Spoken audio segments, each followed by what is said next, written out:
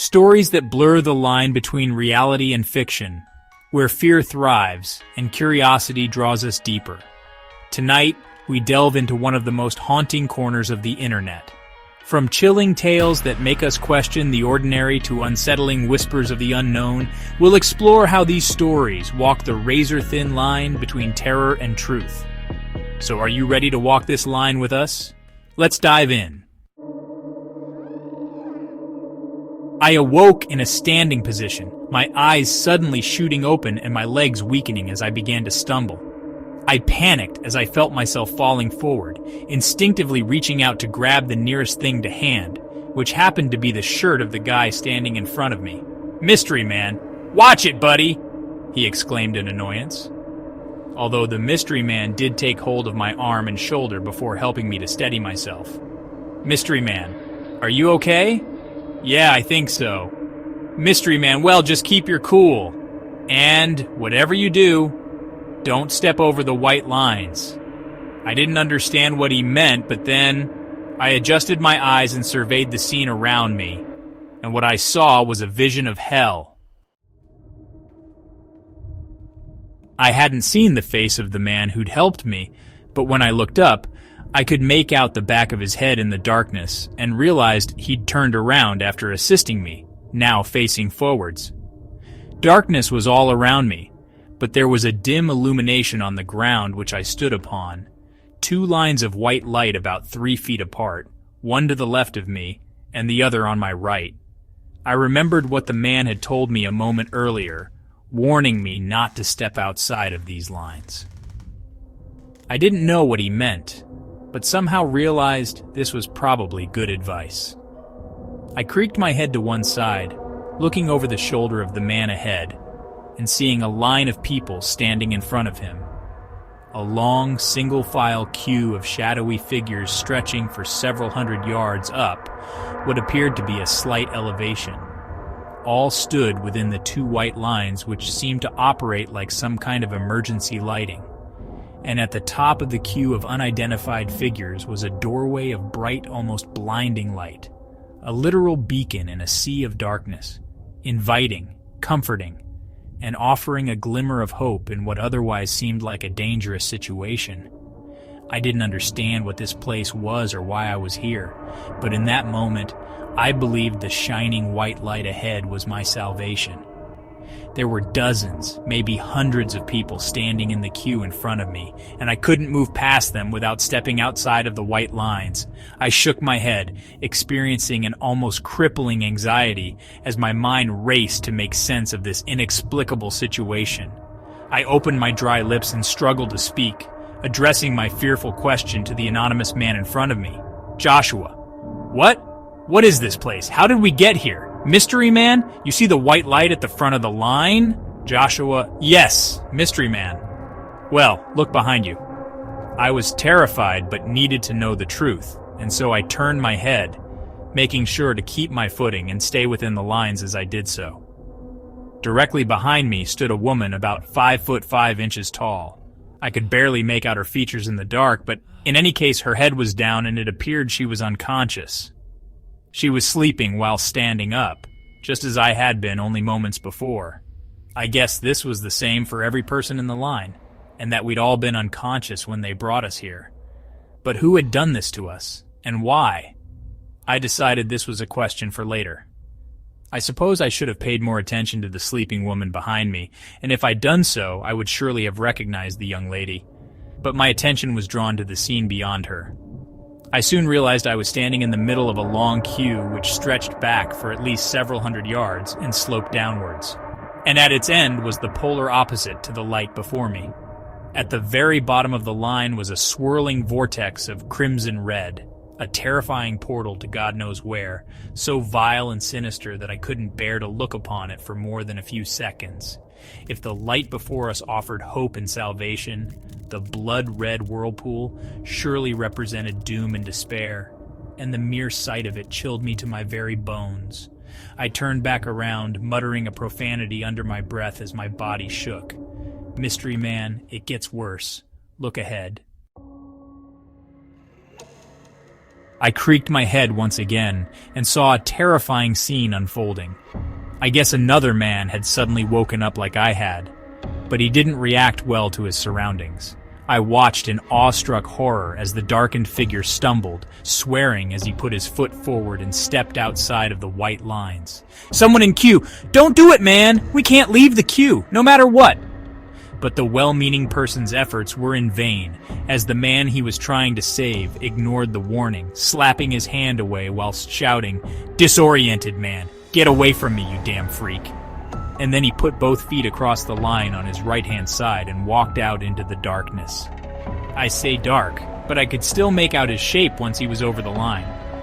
He was a big guy, over 6 foot in height and well-built. I guess he didn't scare easy and thought he could find a way out, but he didn't get far. I guess he was about 10 yards out before they got him. Thankfully, I couldn't see much in the dim light, and it all happened so fast. But the creatures that emerged from the black void were horrifying, imp-like demons the size of grown men, but with eyes which burnt a deadly shade of red, and with claws and teeth like those of the deadliest predators. There were 3 monsters in total, and they all roared like lions, moving so rapidly as they surrounded the doomed man and tore at him with their long and sharp claws. Their victim screamed in absolute terror as the monsters ripped his clothes and skin. Next, the horrified man tried to fight and make his way back to the relative safety of the queue, but soon he was knocked over and seriously wounded by a deep slash along his back. Even then he didn't give in, crawling along the hard ground as he desperately cried for help. Not one person attempted to reach him, however, as all remained frozen to their spots, and of course he didn't make it. A moment later, one of the demons grabbed him by the legs, pulling his body away from the line as he screamed and tried in vain to dig his nails into the ground. Before long, the monsters and their victim disappeared into the darkness. We could no longer see them, but we did hear the vicious attack reaching its horrifying conclusion. The doomed man screamed louder as his predatory attackers growled with sadistic glee. And then I heard the appalling sounds of skin ripping, bones cracking, and finally what I can only assume was the noise of the monsters feasting on his still warm flesh. "Joshua, what the fuck?" I swore aloud. I retched, feeling like I was going to be sick, but nothing came up. Panic soon spread along the entire line as people reacted to the vicious killing we'd all just witnessed. Some deteriorated into screaming hysterics, whilst others fell into themselves, whimpering or quietly praying under their breath. But all were in agreement on one point. We must not step outside of the white lines. Stepping out of the queue meant certain death, while within the lines we were safe, for now at least. I shivered as I tried to come to terms with the extreme violence I'd just seen. It seemed like the temperature had suddenly dropped, or perhaps this was just my brain's perception. In any event, my mind was now racing, and I wanted to ask 100 questions at once. I noticed how the man in front of me had hardly reacted to the savage attack. It was like he'd expected it to happen. I also recalled how he'd helped me when I first woke up, but I was still to see his face, and even now he would not turn around. He'd been the one who'd warned me about the rules, and that simple advice had probably saved my life. Nevertheless, I had the distinct feeling that this faceless man knew more about our situation than he'd shared thus far, and so I was determined to ask him further questions. But before I got the chance, I was disturbed by a soft cry from behind me. I jumped in shock and turned around, almost accidentally putting my right foot over the line before I stopped myself. Once I'd turned, I saw the woman behind me slowly falling, and I reached out to catch her, taking hold of her slender body and helping her back up to her feet. I felt a familiarity as I held her in my arms. Perhaps it was her scent, or maybe my muscle memory. But then she lifted her head and met my eye, and I almost jumped out of my skin once I saw her face. "Joshua! Sally! Sally! Joshua!" she answered weakly, as she opened her eyes and slowly adjusted to our new environment. I saw her dark hair tied back in a bun, her soft skin and expressive green eyes, and knew it was indeed her. and Sally's presence in this hellish realm brought the terror I felt to a whole new level. I held on to Sally's body as she regained her composure and continued to do so until she was able to stand on her own 2 feet. And I was still thinking of what to say as I looked into her frightened eyes and a flood of old emotions came back to me, some good, others bad. In the end, I could only repeat the crucial advice I'd been given, saying, "Joshua, don't step outside of the lines, Sally. Whatever you do, stay inside the lines." Sally looked up at me in confusion, and I was prepared for a stream of follow-up questions which I likely couldn't answer. But before we got the chance to speak, the man in front of me spoke, asking, "Mystery Man, do the 2 of you know each other?" Joshua, yeah, Sally and I used to date. Mystery Man. Interesting," the man replied without elaborating. He was still facing forward and so couldn't have seen Sally falling into my arms. He must have been reacting to the sound of our voices and eavesdropping on our conversation. Meanwhile, Sally adjusted to our terrifying situation, looking ahead at the light and back towards the vortex. Her reaction was much the same as mine, as I saw her face contort with horror and confusion. "Sally, where are we?" Joshua, "That's what I'm trying to find out," I replied before turning back towards the man in front. "Hey buddy, you know our names, how about you tell us yours?" The man still refused to turn his head and he didn't speak for a long time. But finally, he did answer my question, saying, "You can call me Milo." "Okay," I replied hesitantly. The name rang a bell somewhere in the back of my mind, but I didn't dwell on it. "Well, Milo, how about you tell us what the hell is going on? What makes you think I know anything? I think you know more than you're letting on. You told me about the lines after all. Fair enough. I know some things, but not everything.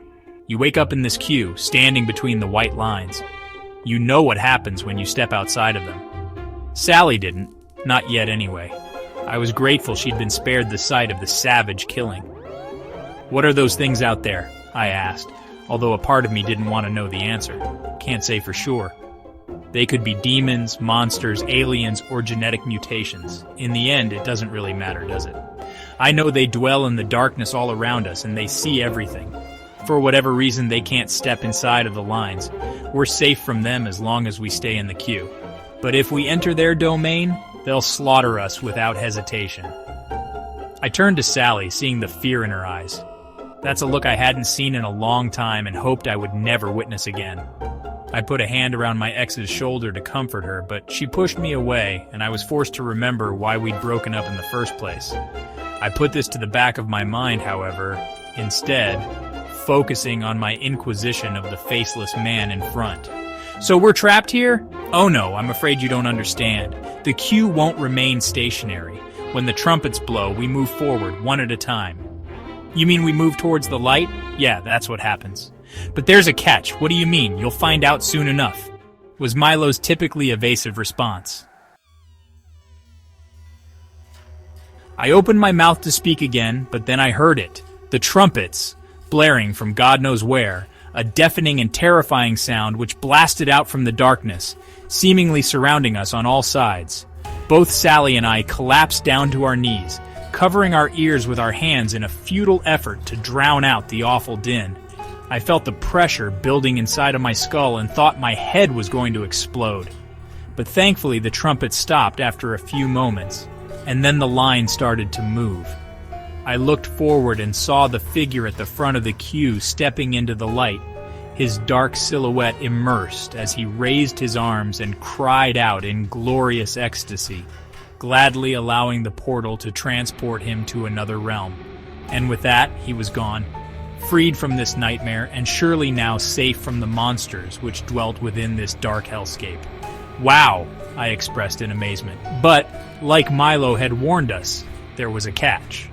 Suddenly we heard a blood-curdling scream from behind us, a cry of abject terror emitted by somebody in mortal danger. I swiftly turned my neck, seeing how Sally was already facing in that direction. My eyes widened in terror as I saw the man at the back of the line, his body being physically sucked into the swirling vortex of crimson red. He continued to scream as his legs were pulled inside, and soon he was up to his waist, reaching out desperately and digging his nails into the frozen dirt beneath him. Please, please help me! There was a woman ahead of him in the line, and to her credit, she did try to help. Reaching down, she grabbed his hand tightly, but the pull of the hellish vortex was too great. Within minutes, she lost her grip upon him, and the man was sucked through the portal. I remember the look on his face the second before he disappeared into the abyss, his eyes so wide and his mouth frozen in a silent scream, and then he was gone. The middle-aged, slightly overweight woman who'd tried to save him suddenly cried out as something inside of her just broke. "I can't do this! I can't be here!" she exclaimed. And before anybody got the chance to stop her, the frightened woman did the worst thing imaginable. She stepped over the white line. There was nothing we could do but watch as the poor woman attempted to run into the darkness. Inevitably, she didn't make it far. The attack didn't play out like the previous time.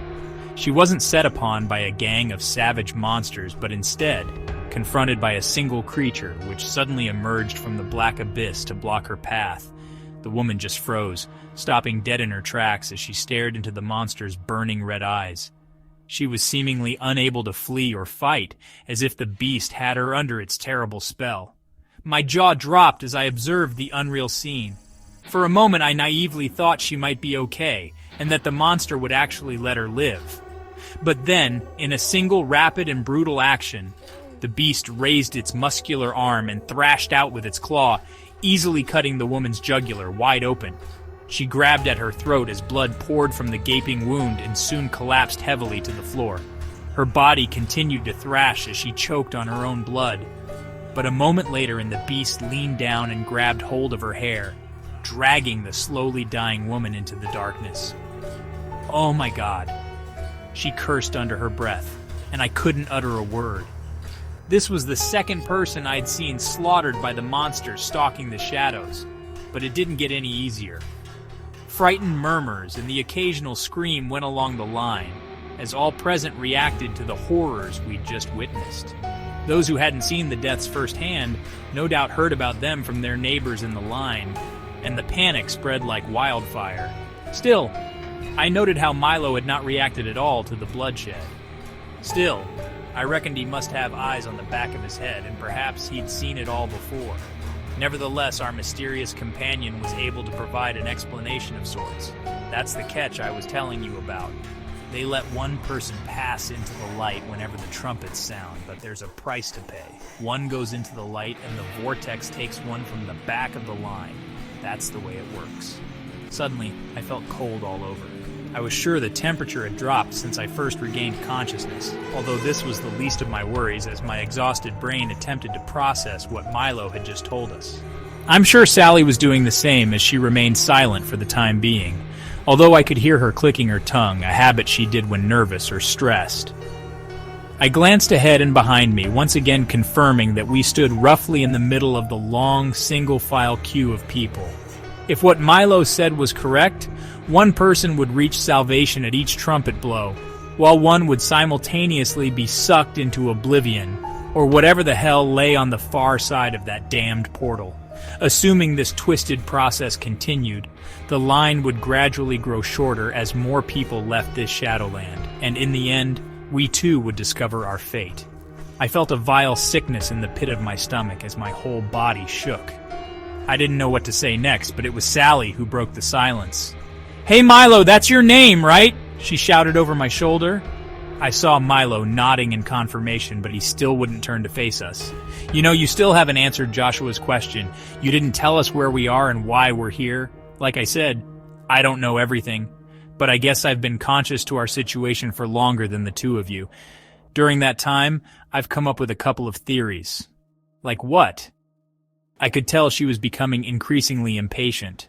We'd been split up for 2 years at this point and hadn't spoken in nearly as long. But seeing her again in this dangerous and terrifying situation made me realize I still had feelings for her.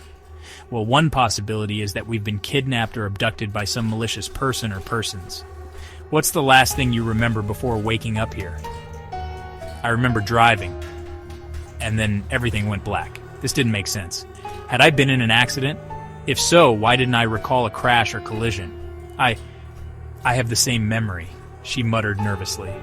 I glanced back at her in confusion, only to find she wouldn't meet my eye. This revelation confused me even more. Sally and I hadn't been together. We hadn't even seen each other in 2 years. What were the odds of us both being involved in car accidents at the exact same time? And all this talk reminded me of the incident which had led to our breakup in the first place. I'm sure Sally was thinking the same thing, but we'd both promised to never speak of that night again. So, if we were abducted, then who has us? And why are they doing this to us? That's the $1 million question. It could be aliens, I reckon. Or maybe it's the government running a psychological experiment, or some sick billionaire who tortures people for fun. But of course, there is another possibility, one which is more supernatural in origin. I stared at the back of Milo's head in astonishment, irritated that I couldn't see his face and tell whether he was serious or not. There was a tense pause while I waited for Milo to elaborate, but to my surprise, it was Sally who spoke up next. "You mean that we're dead? That every person in the line is deceased and trapped between heaven and hell?" Her chilling words hung in the air as we considered the terrifying inference. "It's a possibility that's occurred to me," he responded dispassionately, breathing life into the horrific theory. "So if we really are dead, the white light means salvation while the whirlpool means eternal damnation." Milo didn't answer her question, but the conclusion Sally had come to seemed like an obvious one. Still, there was something which I just couldn't understand. But the people at the front of the line are guaranteed to reach salvation, while those at the rear will surely get sucked into hell. Why are some saved and others doomed? I waited for an answer, but a moment later and the trumpet sounded once again, forcing us to cover our ears and making further conversation impossible. And of course, the whole ritual played out again as a solitary figure gladly walked into the light while the poor sap at the rear was pulled into the whirlpool, screaming in abject horror as the vortex took him. The line had become slightly shorter, and it was now clear to everyone standing in the queue what was going on here. The fear in the icy cold air was palpable, and soon the line behind us descended into panic and chaos. I heard shouts and screams, looking back over my shoulder to see violent scuffles breaking out as desperate souls tried to fight their way forward and put as much distance as possible between themselves and the vortex. The results were tragically inevitable. The white lines were only 3 feet apart at most. If people had been more cooperative, they could have slipped past one another and reorganized the line in a sensible manner. But nobody wanted to be left at the back of the queue when the dust settled, and so fights broke out. Desperate struggles which resulted in several people being thrown over the lines on either side. And of course, the monsters were there waiting. A dozen or more demons emerged from the shadows, roaring with fury as their red eyes burned with an intense hunger. The scene which followed was worse than anything we'd seen thus far, as ravenous monsters greedily tore into their near-helpless victims with claws and teeth. I couldn't bear to watch, and so turned around, but I could still hear the screams and the awful sounds of ripping and tearing. Thankfully, the massacre soon ended. I guess that those at the back of the queue realized it was futile to try to fight their way forward, and so they stayed within the lines where the demons couldn't reach them. But suddenly, a horrifying thought crossed my mind, and I turned to speak with my ex-girlfriend. "Sally, who is standing behind you, it's okay? There's a woman behind me, but she hasn't woken up yet. Her head's down and her eyes are closed." I breathed a sigh of relief, thinking that Sally was safe, for the time being at least. "What about you, Milo? Don't worry about me. I know how to look after myself." I had little doubt this was the case. And of course Milo was ahead of us in the queue. None of us said anything for a time, but once again our attention was drawn to the front of the line where there was an unexpected and gut-wrenching development. We heard the sounds of an argument from the 2 people at the head of the queue, a man and a woman by the sound of their voices. Their conversation was muted at first, but soon grew louder, enough so that we could hear from a couple of 100 yards away. I don't know whether the two knew each other outside of this hellscape, but they were having a heated discussion with the man wanting to take action and the woman being against it. Finally, the man cried out in defiance, shouting, "Screw it! I'm not waiting a moment longer. I'm going through." With that, I saw the man charging towards the white light, determined to make it into the portal. But what happened next was horrific. The man didn't pass through a porous membrane like the others. Instead, he charged into a wall of flames, screaming in total agony as his skin and flesh burnt fiercely. As within seconds he was engulfed by the unholy inferno, his body reduced to mere ashes. The man's female companion yelled out in grief, and the rest of the line fell into a chilling silence. We've all got to follow the rules. There are no shortcuts. For once I understood what he meant, and my jaw dropped when I considered what had just occurred. The man at the head of the line had suffered an agonizing, fiery death, and all because he was impatient. If only he'd waited until the trumpets blew, he would have safely crossed over to paradise. Slowly but surely, the line moved forward. We were now one step closer to salvation, but no one was likely to make the same mistake. Nevertheless, the situation continued to develop in an unexpected way. We heard muttered chatter from all along the line, dozens of separate conversations, but which surely related to the same topic: survival. And then something extraordinary occurred. People began to swap places in the queue voluntarily, carefully pushing past each other whilst ensuring that nobody stepped outside the lines. There weren't many changes to the prearranged order, but there were some, and these transfers were apparently done after mutual agreement and without the threat of violence.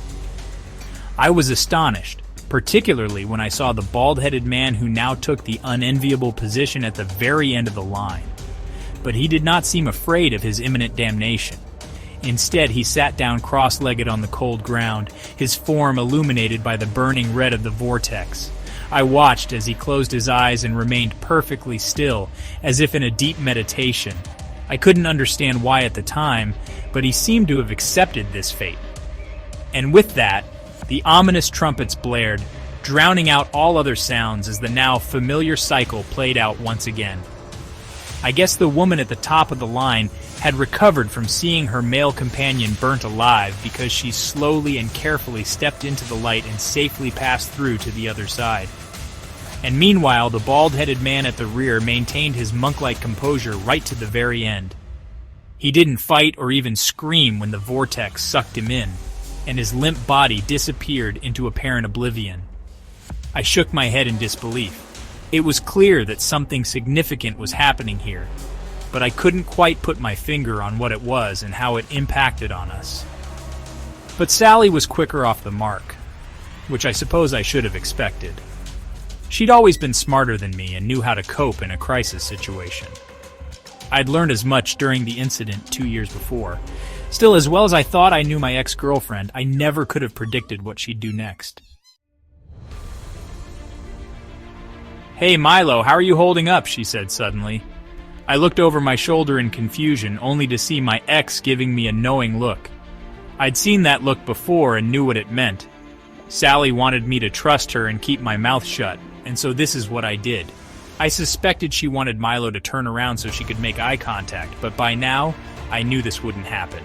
For whatever reason, our mysterious new friend was determined to keep his eyes facing forward. "I'm doing just fine. Why do you ask?"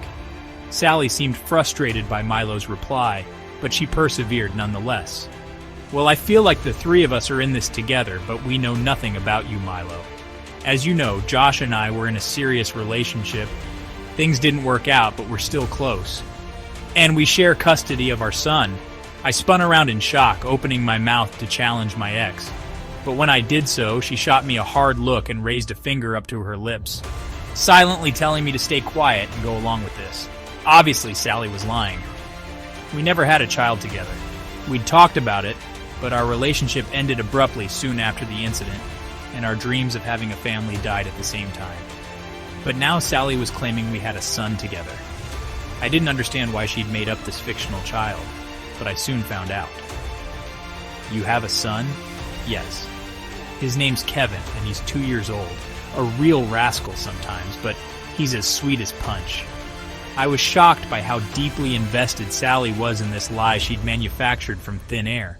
It was frightening how she was willing to add details to make it sound more convincing. I was driving to pick Kevin up from my parents' house when all this happened. I just hope he's not too upset and wondering where his mummy is.